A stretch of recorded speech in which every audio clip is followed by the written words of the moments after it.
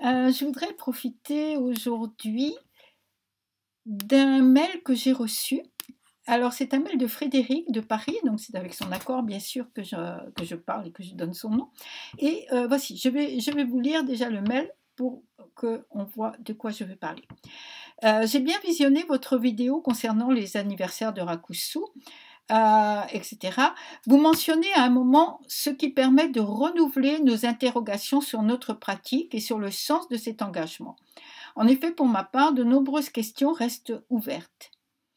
Sauver tous les êtres et étudier tous les enseignements me paraissent bien corroborer l'idée que la voie du Bouddha est sans fin, autant que le nombre d'êtres à sauver et le nombre d'enseignements sans fin.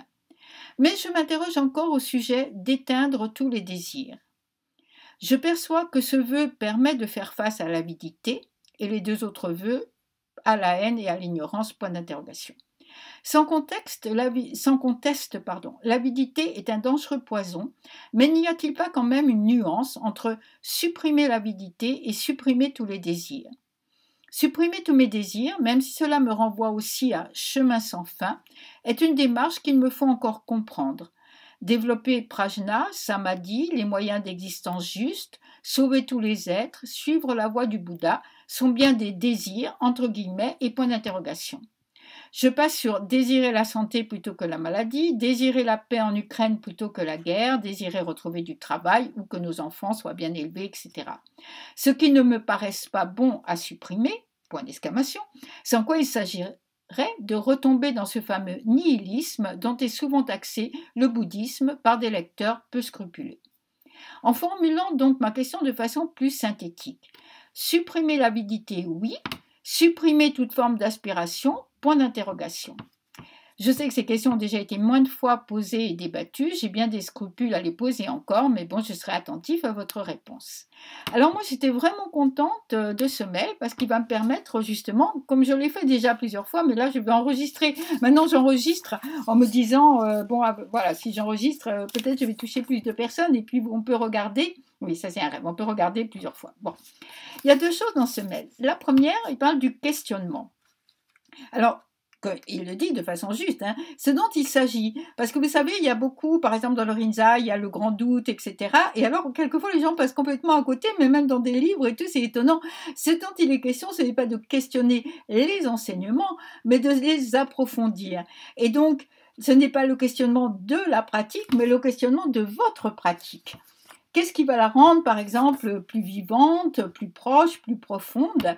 Est-ce que vous avez besoin de reprendre ça? Vous voyez, vous faites un peu le point de votre propre pratique. Ah, pardon, je crois que mon ordinateur va s'arrêter si je ne le branche pas. Excusez-moi.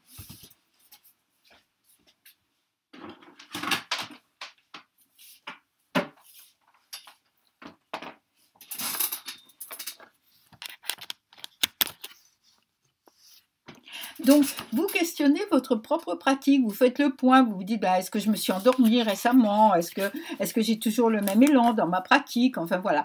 Et c'est ça le questionnement. Hein. Et puis, suivant votre réponse, vous dites peut-être qu'il faut que je reprenne les vidéos de Sensei, ou peut-être qu'il faut que je participe plus souvent à Jitsi, ou le Zazen, ou bien quelque chose qui était vraiment intéressant, qui était les gestes de la pratique. Enfin, voilà. Donc, vous cherchez ce que vous ne comprenez pas, vous cherchez par vous-même déjà à l'intérieur, et puis vous interrogez, exactement comme le fait Frédéric. Et j'en viens à la deuxième question qu'il pose, de désir, aspiration. Et ce qui m'intéressait dans ce mail, c'est qu'au fil de son questionnement, il est arrivé à la réponse. Voilà. Il n'a pas tout à fait vu, j'ai l'impression, Frédéric, excusez-moi, mais qu'il n'a pas tout à fait vu qu'il est arrivé à la réponse, mais il y est arrivé. Et ça, c'est pourquoi le questionnement et la réflexion est importante, parce qu'en écrivant, en mettant en forme, en parlant, vous arrivez quelque part que vous ne saviez pas que vous aviez en vous-même. Et moi, ça m'arrive vraiment souvent. Je prépare les enseignements et puis en parlant, j'arrive quelque part et je me dis, oui, voilà, ça, c'est plus intéressant, c'est plus profond, c'est plus... Voilà. Donc, je prends le désir. Il parle des 4 vœux et avec justesse, parce que dans notre vœu dit, les désirs sont insatiables. Il faut bien voir que ça se prend comme un bloc. On ne prend pas les désirs d'un côté, les désirs sont insatiables. Et c'est à ça qu'on reconnaît un désir. Et c'est à ça qu'on reconnaît quelque chose de négatif. Parce que un désir n'est jamais satisfait, il peut l'être provisoirement, mais notre avidité va renaître et avec tous les problèmes qu'elle va créer éventuellement, bon ça dépend du désir bien sûr, mais avec tous les problèmes parce que le désir c'est quand à long terme, ou à moyen terme ou à long terme, on ne peut pas dire c'est assez. Voilà, on va dire oh, toujours un peu mieux, ou toujours autre chose, ou toujours un peu plus, etc. Et c'est vrai pour les choses matérielles, mais je dirais à la limite, c'est pas le pire, à moins que vraiment vous soyez prêt à tuer votre voisin pour avoir sa voiture, mais c'est vrai pour l'amour, c'est vrai pour la position sociale, c'est vrai pour l'argent, non pas l'argent concret, mais l'argent au sens de fantasme. Je vais gagner 200 millions, 500 millions, 1000 millions, je ne sais pas combien à la loterie, enfin voilà, l'argent en fantasme comme pouvoir, etc. Ça veut dire qu'il y a toujours quelque chose qui va briller et que moi je vais tendre la main pour le prendre. Et ça, c'est ça l'idée. Le désir, c'est quelque chose qu'on veut prendre, vous voyez. Et c'est pour ça qu'on mange avec les bols, par exemple, hein, pour recevoir. Mais le désir insatiable, c'est ce qui nous fait donner envie de toujours tendre la main pour prendre quelque chose. Et maintenant, quand il parle d'autre chose, comme que la guerre s'arrête, s'occuper de ses enfants, être en bonne santé, mais je dirais que ça se résume un peu d'une certaine façon hein, dans notre vœu, un vœu qu'on va retrouver très souvent dans le bouddhisme, alors plus chez les Tibétains, mais je pense qu'on le trouve aussi, enfin en tout cas dans le zen qu'on nous présentons, que tous les êtres soient heureux. Ça c'est un souhait, un vœu, où le meilleur mot, je crois qu'on peut trouver, c'est une aspiration. L'aspiration, elle est sans fin, c'est vrai, mais elle n'est pas insatiable. C'est la différence. Vous voyez, l'aspiration, elle est sans fin parce qu'au fur et à mesure que nous marchons, nous nous ouvrons et nous comprenons qu'on peut faire mieux, qu'on peut utiliser la parole bienveillante, qu'on peut utiliser les moyens d'existence justes, qu'on peut utiliser l'action juste. Voilà. Donc, au fur et à mesure qu'on avance, l'aspiration nous fait grandir en quelque sorte. Ça nous élève. Et donc, c'est sans fin, mais ce n'est pas un sans fin de prendre quelque chose. C'est un sans fin de recevoir et de redonner. Vous voyez? Bon, je pense qu'on comprend bien, c'est plus de lumière. Alors, parce que cette aspiration, et c'est là où on voit clairement les choses, cette aspiration, elle nous ouvre sur les autres, les proches, et puis petit à petit les lointains. Voilà, après ça agrandit, voilà. Et le désir, au contraire, il nous referme. Je veux, je vais prendre. Vous voyez? Et donc là, c'est très clair, c'est vraiment très facile à comprendre la différence. Et je crois qu'on la comprend tous.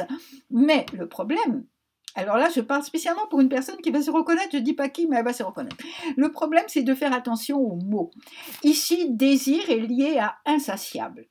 Voilà. Donc ça nous donne l'éclairage du désir. Parce qu'on pourrait aussi bien avoir un désir de faire le bien. C'est le contexte qu'il faut regarder. Le même mot, ça va être désir, mais on va lui donner un sens différent. Et pour être plus simple, moi je recommande, je pense que c'est bien d'utiliser deux mots différents. Désir qui va avec insatiable, c'est dans la phrase des vœux, et puis aspiration, aspiration vers le bonheur de tous les êtres, aspiration vers la nature de Bouddha, vers la lumière, etc. Donc il faut pas sauter sur le mot et dès que vous entendez désir, dire comment ça, alors je l'ai entendu plein de fois, à chaque fois que je parle de ça, je l'entends, comment ça, les désirs c'est pas bien, mais les désirs c'est nécessaire, etc. Alors déjà, on va pas confondre désir et besoin, ça vous avez 3 heures, c'est vraiment du classique de la philosophie, désir et besoin, et puis désir et aspiration, voilà. Donc l'aspiration, c'est celle du Bouddha quand il est parti de chez lui pour aller chercher comment aider tous les êtres. L'aspiration, c'est la nôtre quand on entre dans la voie du Bouddha, c'est le premier pas qui est pratiqué pour aider tous les êtres. Et donc, enfin, moi, je pense que c'est évident, quoi. C'est seulement quand on s'attache aux mots qu'on ne comprend pas. Mais ce qui est intéressant dans le mail de Frédéric, c'est qu'en développant sa pensée, eh bien, il arrive à ça. À la fin, il dit qu'est-ce que c'est désir. Ici, il y a désir, ici, il y a aspiration. Donc, la nécessité, en fait, de suivre un développement, de réfléchir, de lire et de parler et d'échanger. Et à la fin, ben, je crois que tout est là déjà et on le sait. Quand on veut ouvrir, en fait, encore une fois, on ne s'attache pas aux mots, mais on trouve le contexte, on trouve l'idée. Nous avons des désirs, c'est vrai, ils sont sans fin, ils sont insatiables, nous pouvons les reconnaître, nous pouvons les aider à s'éteindre, ce qui n'est pas arracher, mais à s'éteindre. Et puis nous avons des aspirations, et c'est pour ça que nous avons reçu un rakusu et que nous marchons dans la voie du Bouddha. Merci beaucoup et un grand merci à Frédéric de m'avoir donné l'occasion de faire ces enseignements.